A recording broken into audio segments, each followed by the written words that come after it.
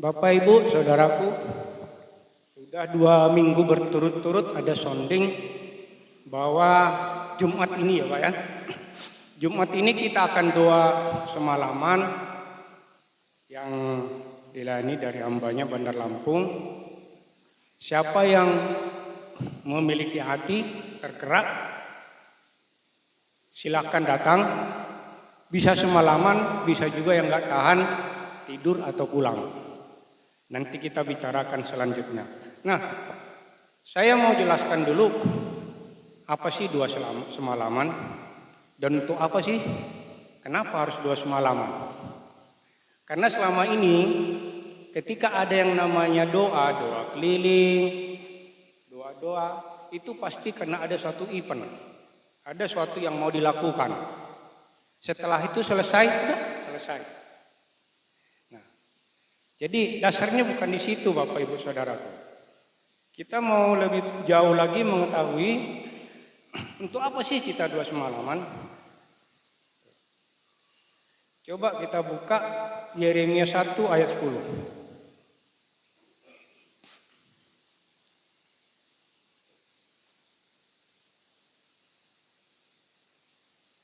Yeremia 1 ayat 10.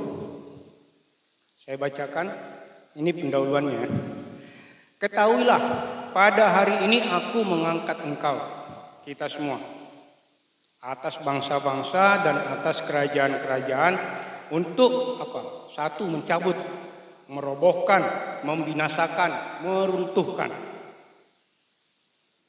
Untuk membangun, menanam. Nah, kehadiran kita sebenarnya bukan hanya sekedar orang Kristen yang ada di dalam dunia, boleh dikatakan berdharma wisata, bukan. Kita anak Allah, amin. Kita warga negara kerajaan surga, Filipi berkata seperti itu. Nah, jadi ada tugas kita dalam dunia ini. Bukan hanya sekedar kita bertumbuh, besar, menikah, mempunyai anak, melakukan pekerjaan, kegiatan, berhasil atau tidak berhasil, habis masa waktunya, expired, udah tidak ada. Tapi ada yang Tuhan ingin kita lakukan. Dan Yesus bukan asal ngomong, bukan asal bunyi. Dan kita bukan disuruh untuk sekedar hafalan ketika Yesus mengajarkan tentang doa Bapa kami. Datanglah kerajaanmu, jadilah kehendakmu. Itu bukan hanya sekedar hafalan. Datanglah kerajaanmu, jadilah kehendakmu. Jadi di tempat di mana kita berdoa, nah, kita ingin merebut, kita ingin mengambil alih. Karena dunia ini sebelumnya dikuasai oleh si jahat. Tetapi itu sudah diambil alih oleh Yesus ketika Yesus turun ke dalam kerajaan maut mengambil kuncinya. Dan ini di tugas ini diberikan kepada kita. Kemenangan itu bukan dibawa ke surga tetapi diwariskan kepada kita. Kita yang melanjutkan. Desa Tanjung Ano mungkin waktu dulu pertama kali dibuka, pasti ada yang namanya ritual penyembahan berhala. Pasti ada. Bahkan sekarang pilkada-pilkada itu malah memakai kuasa-kuasa kegelapan. Nah, kita sebagai anak Tuhan, apakah berdiam diri melihat segala sesuatu hal yang buruk terjadi? Nah, tugas kita adalah membawa kerajaan surga di mana kita berada. Dimulai dari siapa? Dimulai dari saya. Saya pribadi harus mengalami hal kerajaan surga.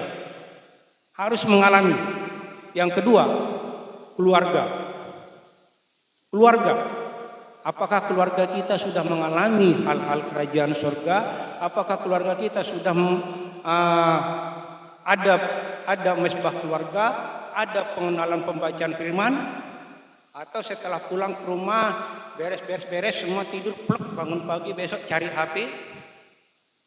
Nah, yang ketiga, hal kerajaan surga adalah komunitas. Komunitas kita apa? Gereja GKPB Tanjung Ano bukan hanya sekedar berjemaat, tetapi mengalami kerajaan surga di mana ada kesatuan. Kesatuan hati, saling menasihati, saling bertumbuh. Bukan lo gua. Komunitas. Dan yang ketiga adalah lingkungan di mana kita berada. Kenapa di lingkungan kita terjadi banyak hal-hal yang jahat? Pencurian, pembegalan, penipuan, perzinahan, mabuk, pesta pora. Dan kita bilang, itu mah sudah biasa, biarin aja, itu bukan urusan gua. Salah Bapak Ibu Saudaraku. Di mana kau berada, taruh kerajaan surga. Itulah perjuangan kita. Dan bukan hanya ini, Yesus bilang apa? Di bumi seperti di surga. Bumi itu mana? Seluruh bumi. Kita harus mengambil alih bukan hanya di desa di tempat kita berada, bahkan mungkin sampai Lampung Tengah, Provinsi Lampung, bangsa Indonesia dan negara-negara lain. Jangan biarkan terjadi hal-hal yang jahat. Itulah tugas kita. Makanya dikatakan mencabut, merobohkan, membinasakan. Apa yang dicabut? Tanaman-tanaman dari iblis, tanaman-tanaman daripada si jahat. Apa yang dirobohkan? Benteng-benteng yang menghalangi setiap pekerjaan Allah. Diruntuhkan. Dan apa yang kita bangun? Kita bangun kerajaan Allah di mana kita berada. Kita tanam firman Allah, kita tanam kerajaan Allah. Itulah fungsi kita. Itulah makanya bukan hanya sekedar kegiatan ada doa semalaman. Saya mau ikut, mau tahu apa sih doa semalaman itu. Saya mau lihat, saya mau mengalami, saya mau mengerti apa sih. Bukan. Tetapi kita mau mengalami kerajaan surga. Kita mau mengalami. Dan kita adalah makhluk-makhluk surgawi, manusia-manusia ilahi. Seharusnya ada di tempat itu. Ada di tempat itu, bukan di tempat lain. Amin.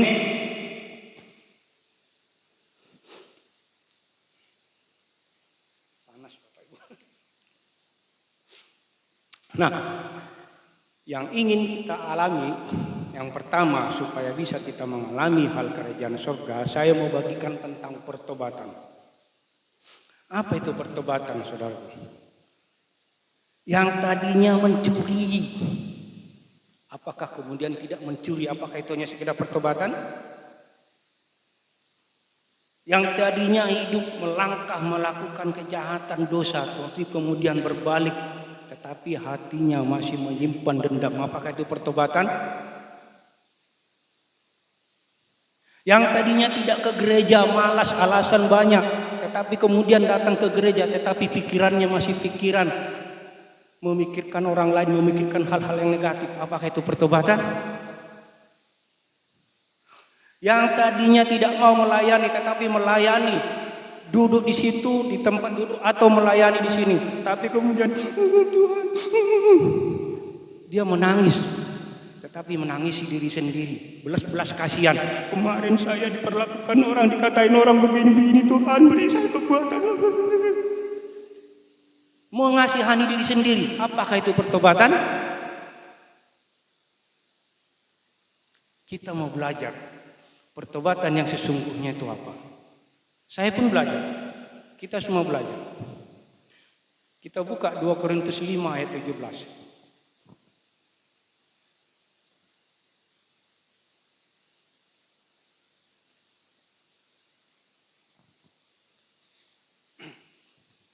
2 Korintus 5 ayat 17. Jadi siapa yang ada di dalam Kristus, ia adalah ciptaan baru. Ciptaan baru. Yang lama sudah berlalu, sesungguhnya yang baru sudah datang. Oke, yang pertama, yang tadinya tidak ke gereja, datang ke gereja. Yang tadinya berbuat dosa, menipu, berbohong atau berdusta, yang tadinya mencuri, sekarang berubah. Secara fisik berubah menjadi ciptaan baru yang secara fisik. Tapi Tuhan tidak menghendaki hanya secara fisik, secara kelihatan. Ada yang lebih dalam lagi. Ada yang lebih dalam lagi, pertobatan yang sebenarnya itu seperti apa? Galatia 2 ayat 19 sampai 20. Bukan. Iya, Galatia 2 ayat 19 sampai 20.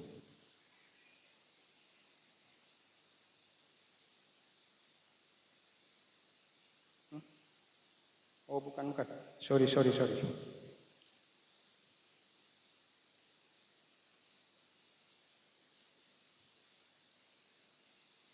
Oh ya, bentar. Sebab aku telah mati oleh hukum Taurat untuk hukum Taurat. Kita telah mati untuk hukum Taurat. Supaya aku hidup untuk Allah, aku telah disalibkan dengan Kristus. Perhatikan yang 20, saudara. Namun aku hidup bukan aku lagi. Namun aku hidup, tetapi bukan lagi aku sendiri yang hidup, melainkan Kristus yang hidup di dalam aku. Dan hidupku yang kuhidupi sekarang di dalam daging adalah hidup oleh iman dalam Anak Allah yang telah mengasihi aku dan menyerahkan dirinya untuk aku. Hidupku bukan aku lagi. Ketika aku diperlakukan tidak baik, ketika aku dikatakan tidak baik, akunya sudah mati. Yang kuhidupi adalah Kristus di dalam aku. Bagaimana kita supaya bisa mengalami ini? Yang pertama adalah perubahan hati. Hati. Kita bisa berubah. Kita bisa mengalami menjadi ciptaan baru. Kita bisa menghidupi Kristus, yaitu hati. Lukas 6 ayat 45.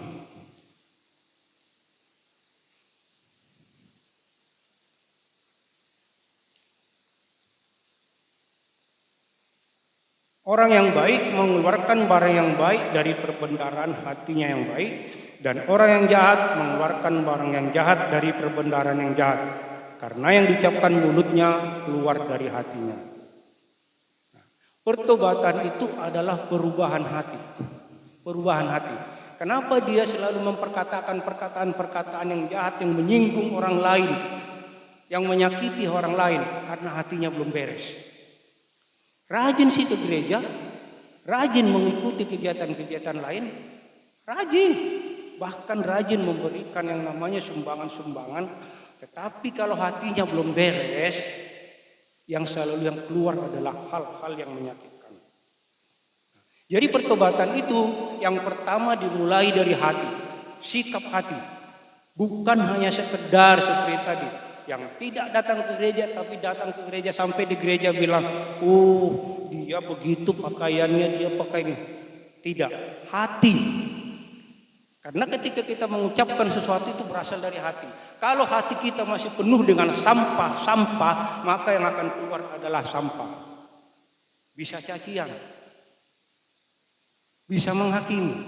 Itu yang akan keluar dari mulut kita. Karena itu makanya pertobatan yang pertama adalah hati. Amsal 4 ayat 23 berkatakan, jagalah hatimu dengan segala kewaspadaan. Jaga hati. Pertama, hati itu juga di 1 Korintus 13 ayat 4 sampai 6.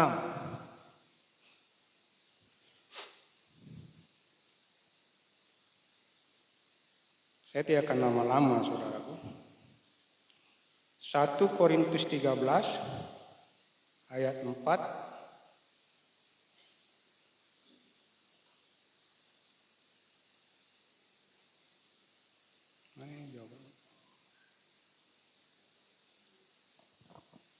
Kecil banget.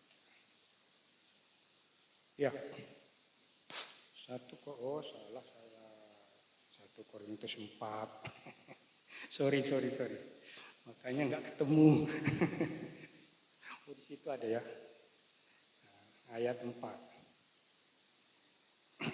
1 Korintus 13 ayat 4 sampai 6. Kasih itu sabar. Amin. Kasih itu sifat Allah. Dan itu dimiliki oleh hati. Kasih itu murah hati. Tuh, kasih itu murah hati. Berasal dari hati. Ia tidak cemburu. Ia tidak memegahkan diri dan tidak sombong. Ia tidak melakukan yang tidak sopan dan tidak mencari keuntungan diri sendiri. Ia tidak pemarah dan tidak menyimpan kesalahan orang lain. Ia tidak bersukacita karena ketidakadilan, tetapi ia bersukacita karena kebenaran. Hati yang memiliki kasih. Karena kasih itu adalah sifat karakter daripada Allah. Bapak, Ibu, saudaraku, seringkali kita ketika melihat di HP, banyak pendeta, banyak hamba Tuhan berbicara. Di tahun sekian, Di tahun begini akan terjadi kesusahan, kesulitan. Banyak sekali kita mendengar, banyak sekali kita menonton. Nah, dan kita bilang iya. Bagaimana ya caranya ya? Kita hanya mempersiapkan diri kita.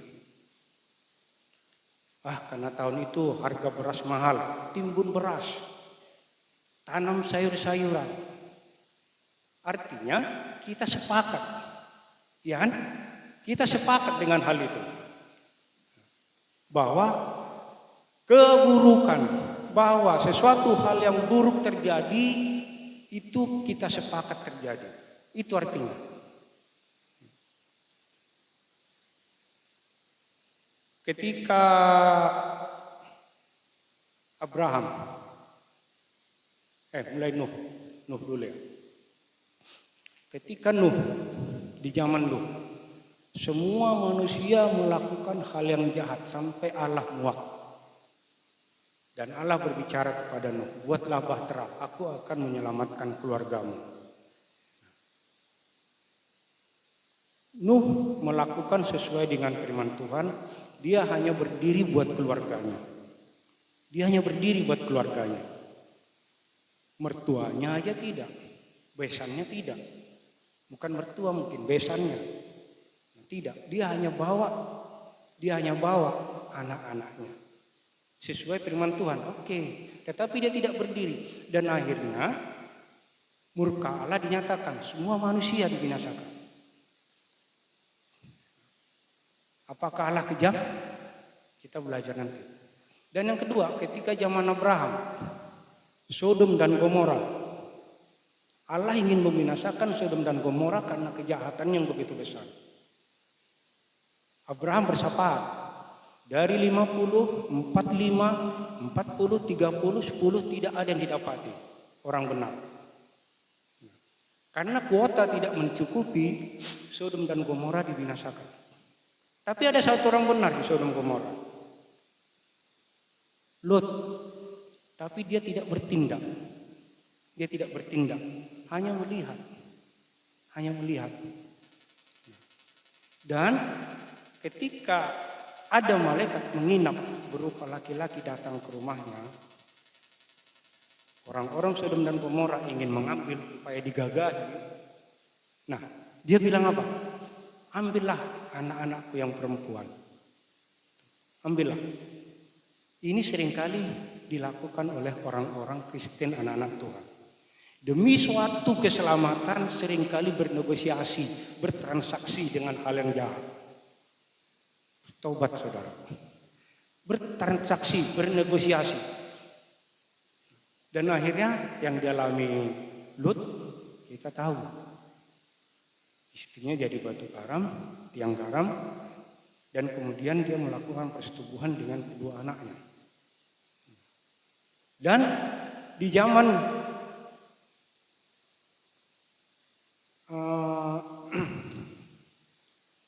siapa yang ditelanikan? Yunus. Di zaman Yunus, Allah memerintahkan Yunus untuk memberitakan pertobatan kepada Niniwe. Yunus tidak mau. Buat apa? Itu aku nggak kenal, nggak siapa-siapa. Dia melarikan diri. Orang Kristen pun banyak seperti ini. Demi kenyamanan, ngapain gua capek-capek, udahlah. Urusan dia, yang penting urusan gua. Dia mau apa kek, mau gitu kek, itu urusan dia. Nah, orang Kristen pun banyak sekali beralasan. Tetapi ketika Yunus taat kepada perintah Allah, Niniwe yang tadinya kota jahat penduduknya, mereka berbalik berpuasa, bahkan hewannya pun ikut berpuasa. Apakah Allah membinasakan Niniwe? Tidak. Apakah Allah dolak-dalik? Tadinya sudah berfirman, aku mau membinasakan, tetapi tidak. Allah itu adalah kasih, saudara. Dikatakan Allah tadi kasih. Ketika Allah membinasakan manusia, air bah di zaman Nuh, Allah berbicara, menyesallah Allah. Sebenarnya Allah menyesal, tidak ingin Allah itu manusia itu menemui kebinasaan, tidak. Selagi manusia itu mau berubah, bertobat, Allah terima. Nah, itulah yang terjadi di Niniwe. Dan penyesalan Allah dinyatakan dengan Allah membuat busur, yaitu pelangi. Ketika Allah memurka, dia lihat, iya perjanjianku denganmu. Artinya saudaraku, ketika ada sesuatu hal yang tidak baik, yang tidak benar, kita berdiri. Berdiri. Saya mau kasih contoh lagi. Mas Aan punya mobil. Dan bengkel mekanik sudah bilang, ini Mas Aan ganti olinya, kalau tidak ini akan mengalami kerusakan begini-begini. Aan bilang, biarin aja lah, enak gue nyewa mobil. Biarin aja lah, dipakai aja, nunggu waktu. Lama-kelamaan mobilnya pasti rusak, ya kan? Nah, demikian juga kita. Berdiri bagi keluargamu, anakmu, istrimu, suamimu, berdiri. Jangan biarkan, aku sudah tidak berdiri. Katakan, aku lepaskan pertobatan, aku lepaskan kasih Allah, aku mau dia mengalami pertobatan, aku mau dia mencintai Tuhan. Terjadi? Perkatakan sampai terjadi. Kalau engkau tidak membela keluargamu, tidak membela suamimu, tidak membela istrimu, tidak membela anak-anakmu, berarti kau sepakat iblis bekerja dalam kehidupan keluargamu. Bertobat saudara. Bertobat. Berdiri membela bukan hanya keluargamu, lingkunganmu. Kenapa di lingkungan kita banyak terjadi? Bu Tarno kehilangan sapi, kambing. Memang sih sudah terjadi banyak pencurian. Setuju berarti dengan pekerjaan iblis. Tetapi bila engkau berkata di dalam nama Yesus, aku ambil alih desaku. Aku perintahkan segala roh pencuri pergi. Itulah namanya membela kehadiran kita dimanapun kita berada, membawa kerajaan Allah. Bukan hanya sekedar ada di dalam dunia berdharma wisata. Kita anak Allah, kita warga kerajaan surga. Yang kedua, pertobatan yang pertama adalah hati. Hati yang berbelas kasihan, hati yang mengeluarkan perbendaharaan yang baik. Yang kedua adalah pikiran.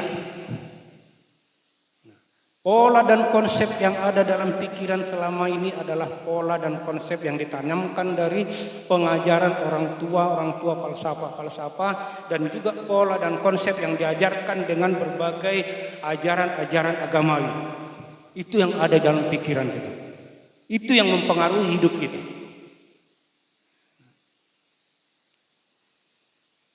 Kita buka Filipi 4 ayat 8. Ini sudah sangat familiar.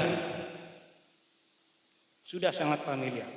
Maka itu saudara-saudaraku, pikirkanlah.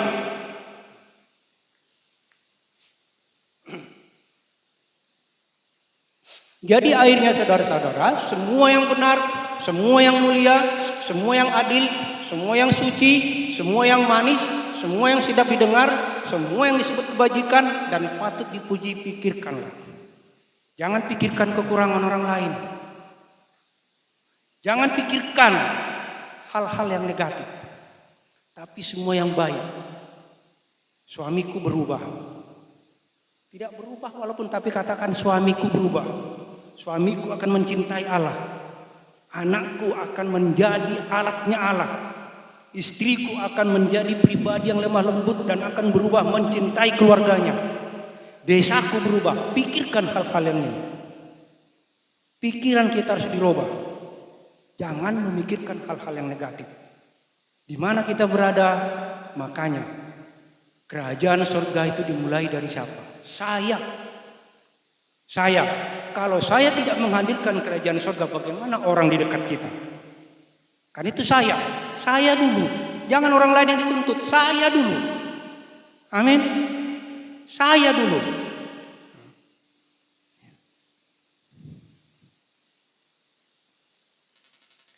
Kita buka lagi Kolose 3 ayat 1 dan 3.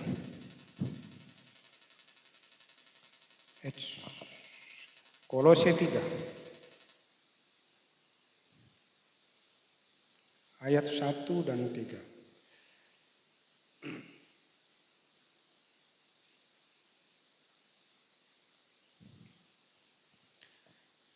Karena itu kalau kamu dibangkitkan bersama dengan Kristus, carilah perkara yang di atas.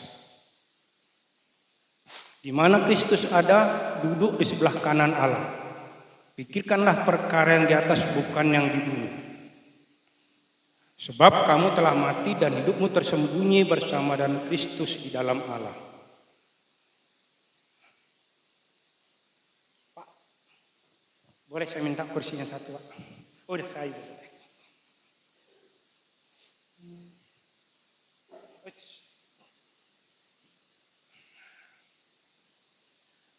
Saya mau bagi tempat ini seperti sebuah gunung. Ini ada lembah. Tangga yang pertama kaki gunung. Tangga yang kedua pinggang. Tangga yang ini yang di atas itu leher. Dan ini ada kepala puncaknya. Mari saudaraku, perhatikan kau berada di posisi yang mana. Orang yang ada di lembah itu, orang yang ada di lembah adalah orang Kristen yang selalu bergumul. Bergumul. Penuh dengan air mata, menangis. Menangis karena kesedihan, menangis karena mengalami kesusahan, bergumul. Oh, kapan Tuhan aku bisa? Oh Tuhan, bergumul, penuh pergumulan. Inilah yang ada di lembah. Kita ada di bawah, jangan semua di lembah ya saudara. Penuh keputusasaan, sakit hati, kecewa, kepahitan, amarah, dan tidak mampu keluar dari semua masalah dan persoalan. Tidak pernah bisa mampu, selalu ada di tempat ini. Selalu melihat masalah itu lebih besar, selalu melihat persoalan itu lebih besar. Dan satu, saudaraku maaf, ada selalu berkata, ya persoalan masalah itu membawa berkat. Persoalan itu di bawah kaki. Jangan pernah lihat dan jangan pernah pandang. Orang yang hidup di bawah lembah adalah orang yang hidup di bawah pergumulan. Selalu ada permasalahan. Yang kedua, orang hidup di lereng. Hidupnya masih berorientasi pada dirinya sendiri.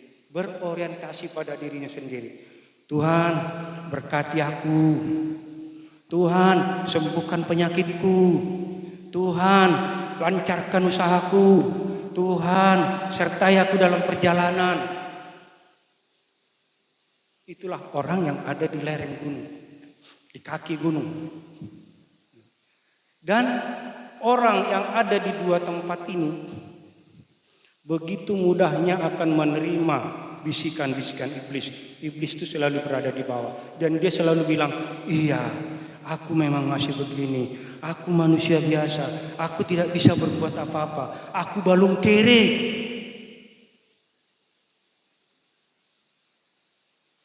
Itulah orang yang ada di lereng, di lembah dan di lereng. Penuh dengan pergumulan, penuh dengan orientasi pada diri sendiri yang tidak pernah bisa keluar. Tidak pernah bisa keluar. Karena pikirannya tidak dibaharui. Pikirannya masih memakai konsep lama.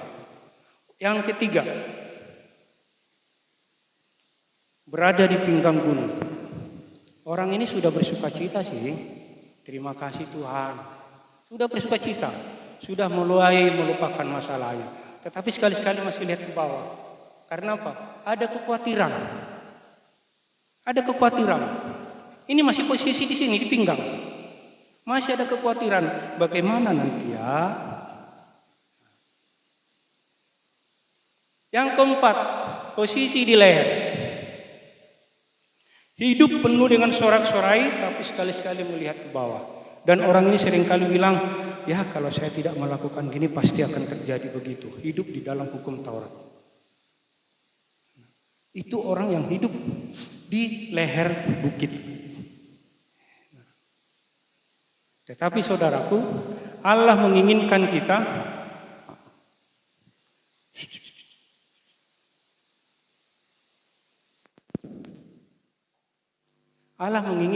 berada di puncak gunung.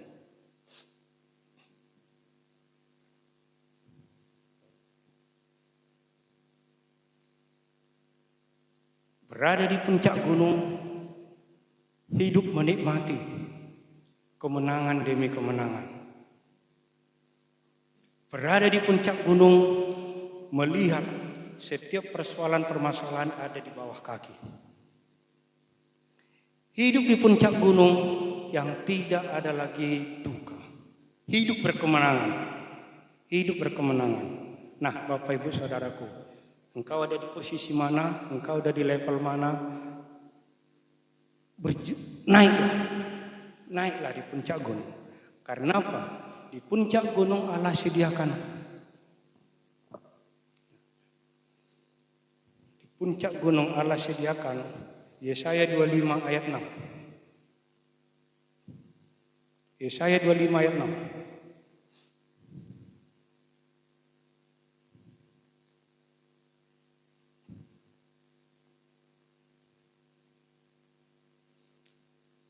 Oke, sama-sama kita baca sekali.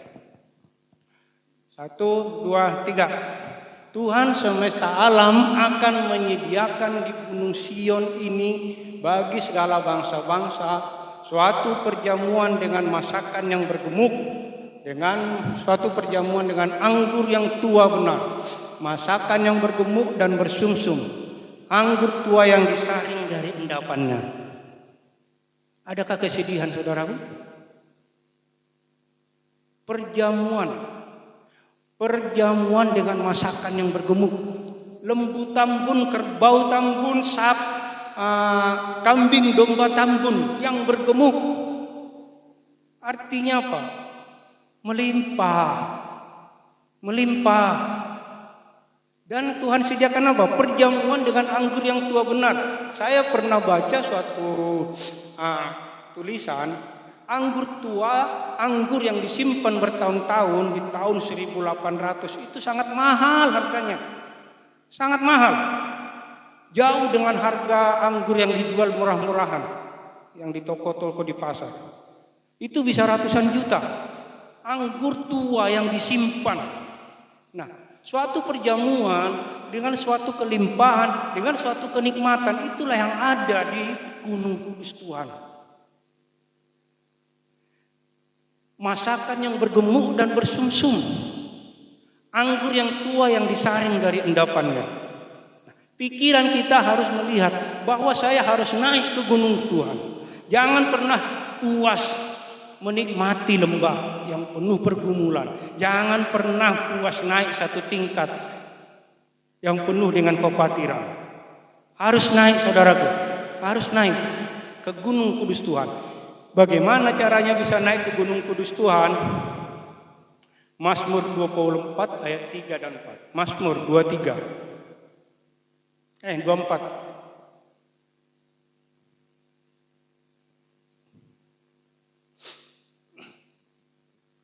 Halo? Mazmur 24 ayat 3 dan 4. Siapakah yang boleh naik ke atas gunung Tuhan? Siapakah yang boleh berdiri di tempat yang kudus? Ayat yang 4. Orang yang bersih tangannya dan murni hatinya, yang tidak menyerahkan dirinya kepada penipuan dan yang tidak bersumpah. Orang yang murni hatinya, yang tidak menyerahkan dirinya kepada sumpah palsu dan penipuan. Tidak ada dusta di antara kita. Tidak ada dusta di antara kita. Inilah yang boleh naik ke Gunung Kudus Tuhan.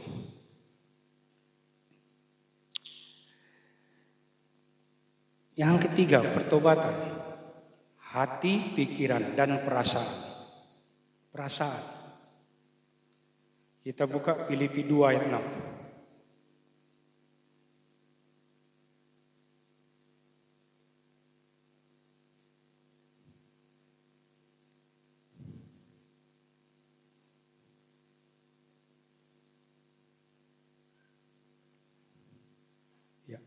Yang walaupun dalam rupa Allah tidak menganggap kesetaraan dengan Allah itu sebagai milik yang harus dipertahankan, melainkan telah mengosongkan dirinya dan mengambil rupa seorang hamba dan menjadi sama dengan manusia.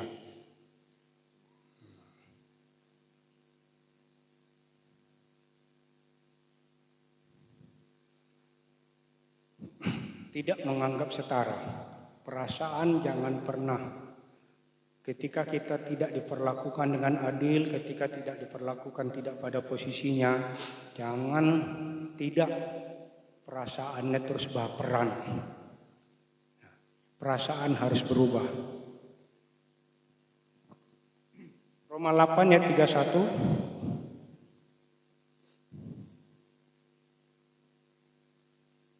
Sampai 39. Roma 8 ayat 31 sampai 39. Saya bacain aja ya. Sebab itu siapakah yang akan kita katakan? Sebab itu apakah yang akan kita katakan tentang semuanya itu? Jika Allah di pihak kita, siapakah akan melawan kita? Jika Allah di pihak kita, siapakah yang akan melawan kita? Ia yang tidak menyayangkan anaknya sendiri, tetapi menyerahkannya bagi kita semua. Bagaimanakah mungkin ia tidak mengaruniakan segala sesuatu kepada kita bersama-sama dengan Dia? Siapakah yang akan menggugat orang-orang pilihan Allah? Allah yang membenarkan mereka. Siapakah yang akan menghukum mereka? Kristus Yesus yang telah mati, bahkan lebih lagi yang telah bangkit, yang juga duduk di sebelah kanan Allah, yang malah menjadi pembela bagi kita. Siapakah yang akan memisahkan kita dari kasih Kristus? Siapakah yang akan memisahkan kita dari kasih Kristus? Penindasankah? Atau kesesakankah? Atau penganiayaankah? Atau kelaparankah? Atau ketelanjangankah? Atau bahaya? Atau pedangkah? Seperti ada tertulis, oleh karena engkau ada, kami ada. Dalam bahaya maut sepanjang hari kami telah dianggap sebagai domba-domba sembelihan. Tetapi dalam semuanya itu kita lebih dari orang-orang yang menang oleh Dia yang telah mengasihi kita. Sebab aku yakin bahwa baik maut maupun hidup, baik malaikat-malaikat maupun pemerintah-pemerintah, baik yang ada sekarang maupun yang akan datang, atau kuasa-kuasa, baik yang di atas maupun yang di bawah, ataupun sesuatu makhluk lain, tidak akan dapat memisahkan kita dari kasih Allah yang ada dalam Kristus Yesus Tuhan kita. Siapakah yang dapat memisahkan kita dari kasih Kristus?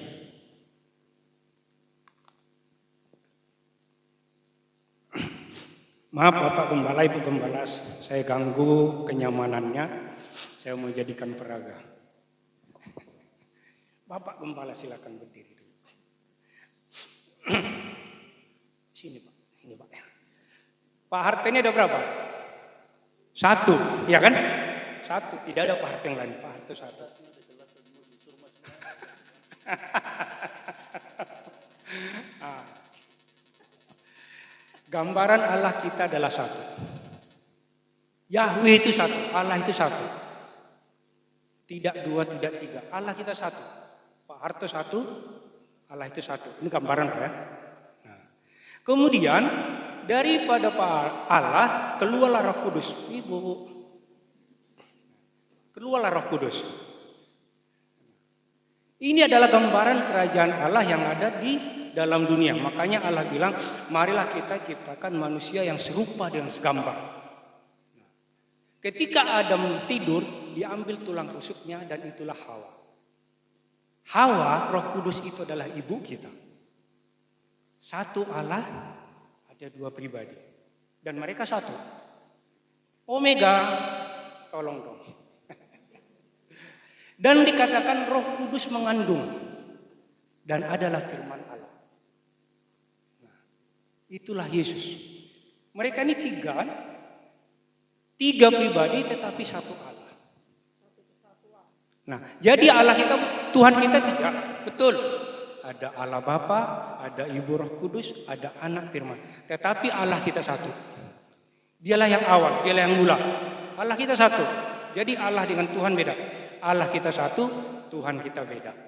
Nah, sekarang ketika saya sudah menerima Yesus, menerima Pak Harto sebagai bapak saya, otomatis saya ada dalam mereka toh. Ada dalam mereka. Dan saya ada di tengah-tengah ini. Ada ibu yang selalu menasihati saya. Karena pekerjaan Roh Kudus itu mengajar, memimpin, menasihati. Dia selalu menuntun, menasihati saya.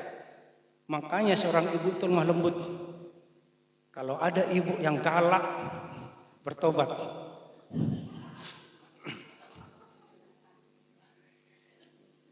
Perempuan sekarang, ibu sekarang memberikan 2 kepala kepada suami.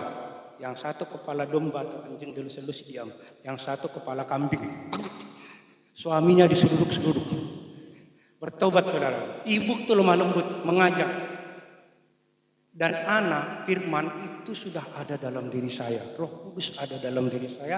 Allah ada dalam hati saya. Nah, Bapak, Ibu, Saudaraku, ketika saya ada bersama mereka, wajarkah kalau saya bilang, aduh apa yang mau saya makan ya? Pak Harto ini orang kaya, pejabat, penguasa, punya pasukan, punya segalanya. Wajar enggak? Amin. Wajar enggak ketika saya bilang, aduh apa yang mau saya makan ya? Wajar enggak? Dan apa yang saya bilang, aduh bagaimana saya menghadapi kehidupan ini? Wajar enggak? Mereka ini punya segalanya, Allah itu punya segalanya. Dunia ini ciptaannya, propertinya Bapa. Dunia ini propertinya Bapa. Dan itu sudah diambil alih oleh anak. Ketika kematian Yesus, itu sudah diambil alih.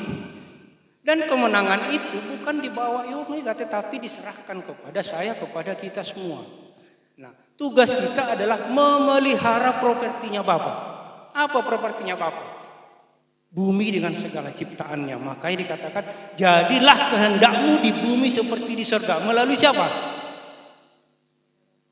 Kita semua. Kita semua. Bukan melalui tugasnya Bapak Pendeta. Bapak Pendeta sudah selesai, sudah duduk. Tugas kita semua. Jadi jangan berpikiran, saya mau pergi healing-healing, saya mau mancing, saya mau begini. Itu dunia.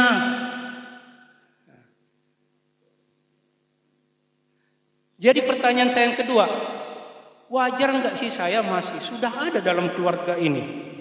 Wajar enggak saya masih memikirkan akan tentang hidup saya, pergumulan saya? Wajar enggak? Wajar enggak? Tapi kenapa selama ini seperti itu? Saya ada di tengah-tengah mereka, makanya dikatakan, siapa yang dapat memisahkan? Siapa yang dapat? Karena saya sudah menjadi anak, sudah diangkat. Ibu saya selalu mengajari saya, menuntun saya. Dan ini sudah ada dalam diri saya, mereka bertiga dalam diri saya. Masih wajar enggak saya berkeluh kesah? Bodoh dong. Terima kasih Pak, Bu. Mungkin. Terima kasih.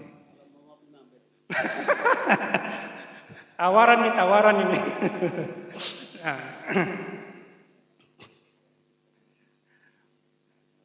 Jadi Bapak Ibu Saudaraku, ketahuilah kita ini adalah anak Allah. Tugas kita adalah memelihara, merawat propertinya, menikmati propertinya. Jangan biarkan orang lain yang tidak kenal Allah menikmati propertinya. Jangan biarkan. Yesaya 61 ayat 11 berkatakan, kekayaan bangsa-bangsa. Kekayaan bangsa-bangsa. Jadi kenapa orang Kristen selama ini hidupnya susah? Salah sendiri, tidak pernah memahami ini. Tidak pernah melakukan ini. Bertobat Bapak Ibu Saudaraku. Jangan semuanya tentang aku sembuhkan, aku berkati, aku tidak. Lakukan pekerjaan Allah, tunaikan pekerjaan Allah. Allah melakukan bagiannya, yaitu melempari kau dengan berkat. Membuka jalan-jalan. Amin. Tak usah ku takut, Allah menjagaku. Tak usah ku bimbang, Yesus peliharaku. Tak usah ku cemas, Roh Kudus hiburku. Tak usah ku bimbang, Dia memberkatiku. Itu hanya sekedar lagu hafalan atau dinikmati saudara? Sekedar lagu hafalan atau memang dinikmati, direnungkan, dihidupi. Bertobat hati, pikiran, dan perasaan. Yang keempat, pertobatan kita adalah perbuatan. Dibilang sebentar tapi kok lama perasaannya.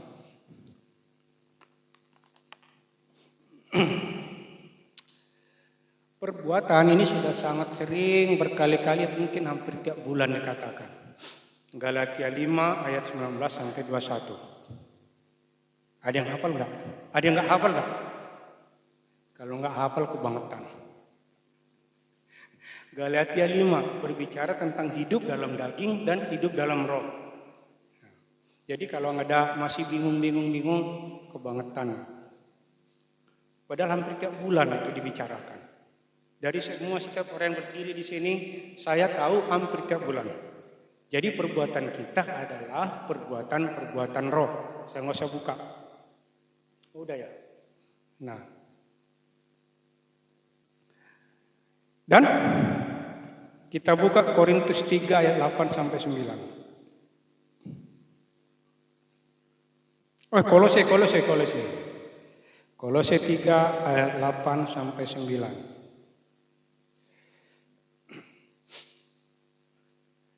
Tetapi sekarang buanglah semuanya ini, yaitu marah, geram, kejahatan, fitnah, dan kata-kata kotor yang keluar dari mulutmu. Janganlah kamu saling mendustai karena kamu telah menanggalkan manusia lama serta kelakuannya. Dan telah mengenakan manusia baru yang terus-menerus diperbarui untuk memperoleh pengetahuan yang benar menurut gambar Khaliknya. Nah, menjadi manusia baru dengan melakukan perbuatan-perbuatan yang sesuai dengan firman Allah, kebenaran. Itulah pertobatan.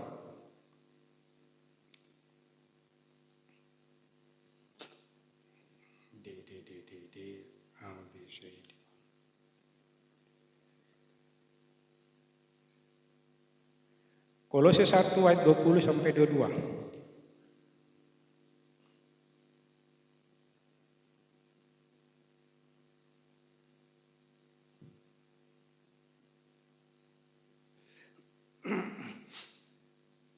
Dan oleh dialah ia memperdamaikan segala sesuatu dengan dirinya. Dan oleh dia Allah memperdamaikan segala sesuatu dengan dirinya, baik yang ada di bumi maupun yang ada di sorga, sesudah ia mengadakan perdamaian oleh darah salib Kristus. Jangan kamu yang dahulu hidup jauh dari Allah dan yang memusuhinya dalam hati dan pikiran seperti yang nyata dari perbuatan menjahat. Sekarang diperdamaikannya di dalam tubuh jasmani Kristus oleh kematiannya untuk menempatkan kamu kudus dan tak bercela dan tak bercacat di hadapannya. Jadi kematian Kristus bukan hanya sekedar pembebasan, bukan hanya sekedar penebusan, tetapi seperti yang saya bilang beberapa minggu yang lalu, itu adalah memperdamaikan. Ketika Yesus mati, ketika Kristus mati, bangun. Allah menarik manusia dari kegelapan, memindahkan ke dalam kerajaannya yang terang, dan memperdamaikan dengan Bapa. Damai Pak, damai Pak. Dan melayakkan beliau duduk, layak menerima kerajaan surga, duduk bersama Kristus, layak. Jadi Bapak Ibu Saudaraku, saya mau tegaskan satu kali. Ketika orang berkata, saya tidak layak, saya belum bisa karena masa lalunya, karena persoalan-persoalannya, saya tidak layak, saya mau katakan satu hal. Orang itu sedang menyangkal kematian Kristus. Orang itu sedang menolak kematian Kristus. Sama dengan pengajaran di luar yang berkata bahwa Yesus tidak mati, yang mati disalibkan adalah yang lain, Yudas. Sama, karena apa? Yesus mati mengambil, mindahkan ke dalam kerajaan Allah dan memperdamaikan dan melayakkan. Karena itu saudaraku, jangan pernah berbicara lagi saya tidak layak, saya tidak bisa, saya tidak mampu. Semua kita dimampukan, semua kita dibiasakan, semua kita dilayakkan, tidak terkecuali. Karena ketika kita menerima Allah sebagai Bapa, kita diangkat menjadi anak, bukan hamba, anak. Damai Pak ya? Nah, kita diperdamaikan dan kita menjadi anak. Nah, saya mau ingatkan Bapak Ibu Saudaraku, jangan pernah bilang saya tidak bisa, saya tidak mampu, saya tidak layak. Kalau Bapak Ibu masih berbicara seperti itu, berarti saudara bilang Yesus itu tidak mati, yang disalibkan itu Yudas, sama dengan pengajaran sebelah. Bertobat. Dan itulah pertobatan itu. Yang pertama hati, pikiran, perasaan, perbuatan. Itu harus bertobat semuanya. Perkataan dari hati tadi. Nah, yang terakhir dari pertobatan. Pimpah.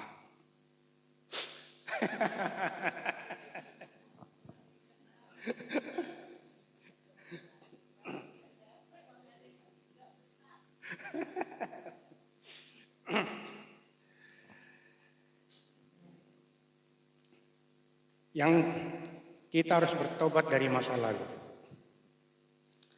Tadi kita harus mengalami pembaruan dari hati, kita harus mengalami pembaruan pola pikir, kita harus mengalami perubahan dalam perasaan, perbuatan, yang terakhir masa lalu. Setiap kita punya masa lalu. Dan perbuatan yang kita lakukan sebelum kita mengenal Tuhan atau sesudah kita mengenal Tuhan, kita masih melakukan hal yang jahat, itu dipengaruhi dari masa lalu. Masa lalu saya, masa kanak-kanak saya, masa kecil saya itu tidak enak. Tidak enak. Banyak hal yang menyakitkan, makanya saya di masa remaja, dewasa, saya rendah diri. Minder. Rendah diri, minder. Dan saya tidak seperti sekarang. Saya dulu tidak bisa ngomong. Ngomong saya bisa kalau ngomong jorok. Kalau ngomong yang baik, mulut saya terkunci. Dan saya bisa ngomong itu kalau sama orang-orang yang sehabitat saya, yang suka mabuk, yang suka segala macam. Tetapi dengan orang-orang gereja, saya tidak bisa. Diajak kumpul pun saya, ya. Tapi saya lama-lama minggir dan hilang. Itu dipengaruhi dari masa lalu saya. Saya suka minum-minum, mabuk-mabuk, itu bukan karena sebenarnya itu karena memuaskan hati saya, ingin saya rasa merdeka, bebas, yang tidak disadari adalah itu menyakiti hati, menyakiti hidup. Karena perlakuan yang saya terima dulu. Perlakuan yang saya terima dulu gak enak, saudara. Saya dititipkan di tempat sebuah keluarga, saudara. Saya masih kelas 4 SD. Oke, saya mau cerita masa lalu saya. Kenapa saya mengerjakan hal yang buruk. Rumah mereka besar. Tahu rumah saya kan? Dari depan sampai belakang itulah ruang tamunya. Kemudian di ruang tamu ada kamar. Kamar itu mungkin kamar mereka. Ada pertengahan dari sini. Lebar kamarnya. Dan kemudian antara kamar ini ada ruangan segini. Itu untuk tempat semacam penyimpanan sepatu dan lain sebagainya. Atau gudang yang terbuka. Tapi bersih ya. Dan ruang makan mereka itu selebar ini, lebar banget. Kalau mereka nggak ada di rumah, saya sering main bulu tangkis sendiri, lebar banget. Jadi lebar. Baru ada yang namanya dapur dan kamar mandi, itu pun lebar, setengah ini, dan di belakangnya ada ruangan seperti ruangan teras itu. Jadi lebar banget. Tahu Bapak Ibu Saudaraku? 4:30 ada tingkatnya, kalau ada lantai 2. 4:30 saya sudah dipanggil teriak-teriak dari bawah. sama anaknya yang perempuan. Woi, Paul. Dan apa yang saya lakukan? Saya ngepel, saudara. Rumah segitu luas saya ngepel dari depan sampai belakang. Ngepel. 1 jam baru selesai. Dan saya mandi. Setelah saya mandi, saya bukan langsung berangkat sekolah. Saya masih bawa suatu barang belanja, barang dagangan dengan kereta sorong karena mereka punya toko. Saya buka tokonya, saya beresin, baru pulang. Jam 7 saya sudah sampai, belum makan, belum mempersiapkan segalanya. Saya sarapan, saya selalu terlambat ke sekolah. Saya sekolah di yayasan GKPS yang punya Dragon Park itu gerejanya ya GKPS, dan di situ selalu saya dihajar. Kalau zaman sekarang mungkin gurunya takut, kalau zaman dulu enggak, selalu dihajar, selalu dihukum. Dan saya selalu ngintip-ngintip, kalau Pak gurunya keluar baru saya masuk. Bisa saya masuk itu jam 9, saya di luar ngintip-ngintip. Pulang sekolah, saya enggak langsung bersantai, saudaraku. Rumah saya dari sekolah itu bisa jauhnya dari sini ke tempat kontrakan saya dulu. Nah, pulang karena dulu belum ada kendaraan-kendaraan, saya jalan kaki. Setelah pulang sekolah, saya ke kebun mereka, ke ladang mereka. Bersama si Opung ini, ibunya, mamanya. Jauhnya dari sini sampai ke Humas, jalan kaki. Di sana saya ngorek-ngorek. Dan di sana kerjaan saya pasti yang saya bawa pulang adalah daun pisang yang sudah setengah layu atau kering itu diiris, dibawa dan besok dijual di pasar. Karena orang penjual cabai, bawang, bungkusnya pakai itu, lebih murah. Nah, itu yang saya bawa jalan seperti ini. Sampai di rumah gak langsung mandi, masih mengerjakan pekerjaan-pekerjaan lain. Suatu hari, saudaraku, suatu hari ketika pulang sudah maghrib, di belakang ini seperti di belakang tadi ada kandang babi.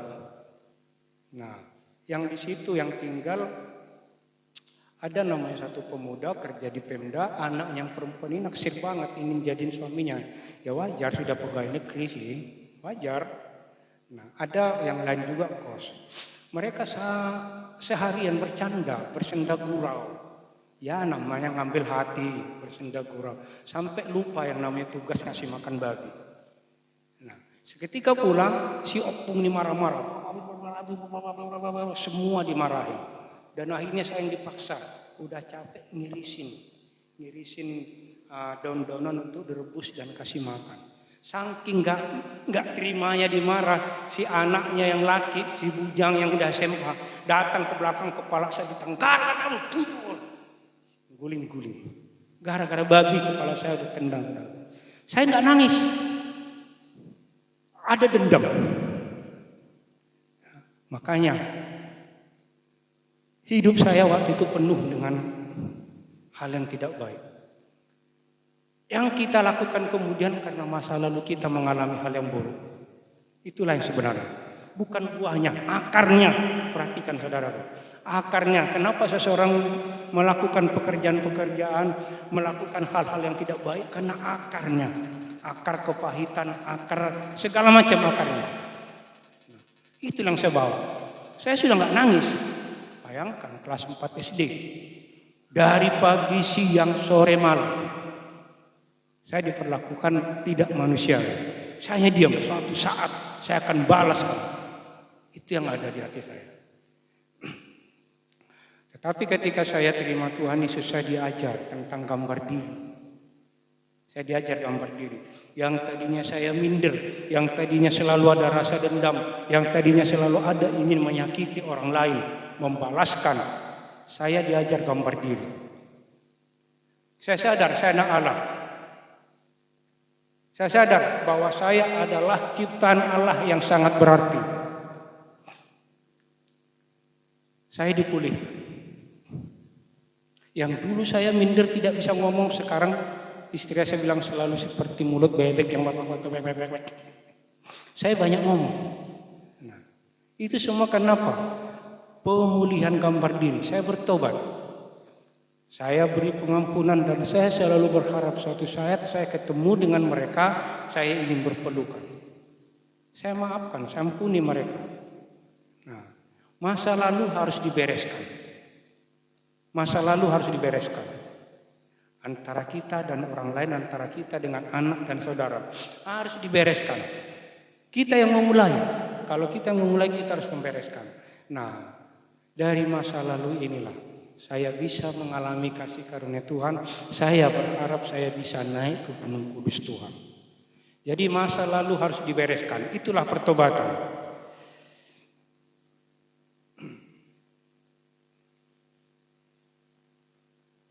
Jadi Bapak Ibu Saudara, sadari jati diri kita sebagai warga kerajaan Allah. Kita sebagai anak-anak Allah, anak-anak Bapa. Seperti yang tadi sudah saya ilustrasikan. Kita anak-anak Bapa, tidak ada lagi pergumulan. Konsep yang lama dibuang. Ubah hati, pola pikir, perasaan, dan perbuatan. Kita memiliki hak khusus dalam kerajaan surga. Kita ini masih bentuk daging. Ini warisan Adam dan Hawa. Kita dilahirkan dari orang tua kita di dunia. Tetapi yang sebenarnya dan seharusnya adalah kita selalu terhubung dengan surga. Hati, pikiran, perasaan, perbuatan itu harus selalu terhubung dengan surga. Itu yang harus kita alami. Itulah status kita. Makanya dikatakan anak Allah. Omega pasti selalu terhubung dengan Pak Harto. Anak saya selalu terhubung dengan saya. Itulah anak. Terhubung. Roh kita terhubung. Jangan mengandalkan pikiran yang tidak sesuai kebenaran firman. Yang kedua, mengerti, memahami, dan mengalami kondisi sebagai orang lebih dari pemenang. Kita ini pemenang, bukan pecundang. Jangan diombang-ambingkan persoalan permasalahan. Jangan diombang-ambingkan tentang aku. Jangan. Tapi pikirkan perkara yang di atas. Firman Tuhan bilang, pikirkan perkara yang di atas. Yang ketiga, memiliki hubungan yang dekat dengan Bapa, Yesus, dan Roh Kudus. Seperti ilustrasi tadi. Saya ada di tengah-tengah mereka. Aku di dalam kamu, aku di dalam engkau, engkau di dalam aku. Itulah firman Allah. Memiliki hubungan. Aku di dalam Allah, Allah di dalam aku. Yesus di dalam aku, Yesus di dalam aku, dan aku di dalam Yesus. Yesus di dalam aku di dalam Yesus. Roh Kudus di dalamku, dan aku dalam Roh Kudus. Itulah yang harus kita alami.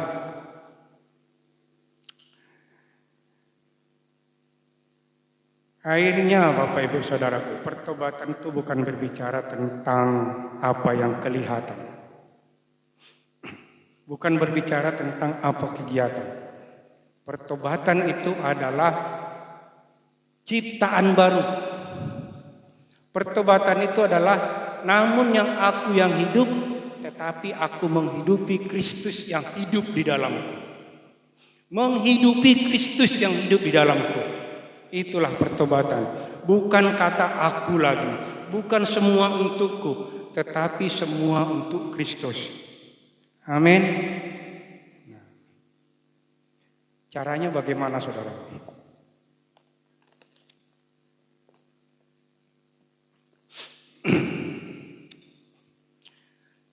Beberapa bulan yang lalu saya pernah bilang, saya sampaikan di sini yaitu Yeskiel 47 ayat 3 dan 5.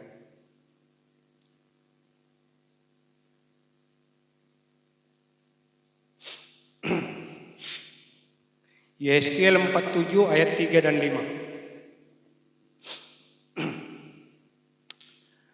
Sedang orang itu pergi ke arah timur dan memegang tali pengukur di tangannya. Ia mengukur 1000 hasta dan menyuruh aku masuk ke dalam air itu, makanya dalamnya sampai di pergelangan kaki.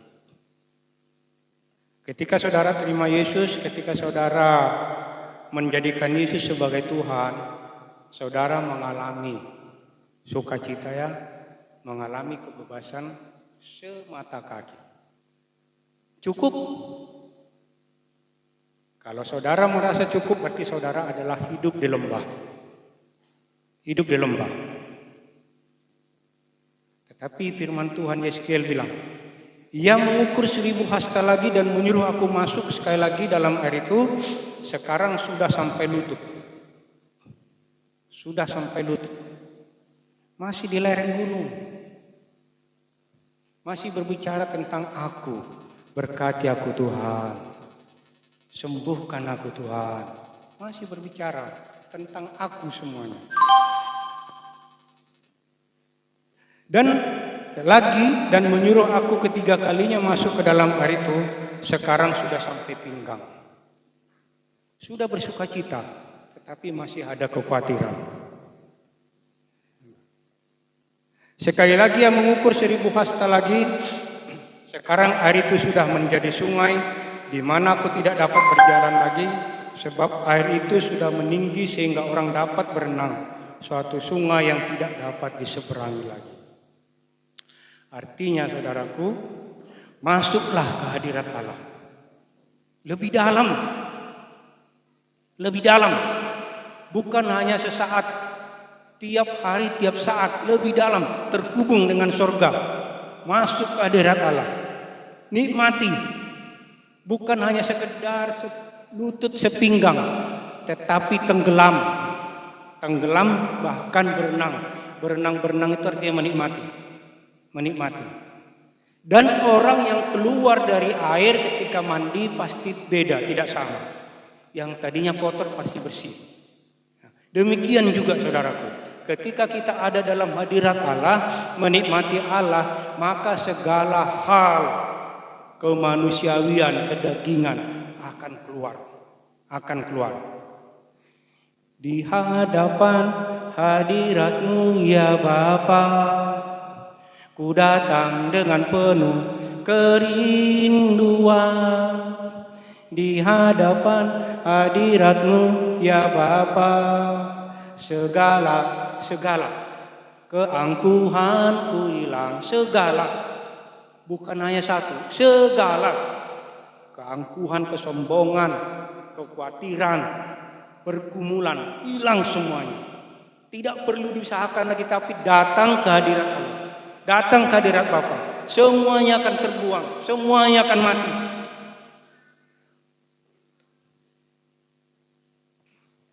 Jadi firman Allah pagi siang hari ini adalah berbicara tentang pertobatan. Kita mengalami pembaharuan di dalam hati, pikiran, perasaan, perbuatan, dan melupakan masa lalu, menyelesaikan masa lalu, sehingga kita menjadi ciptaan baru. Yang lama sudah berlalu dan menghidupi Kristus yang hidup di dalam aku, bukan aku lagi. Amin. Mari kita berdoa.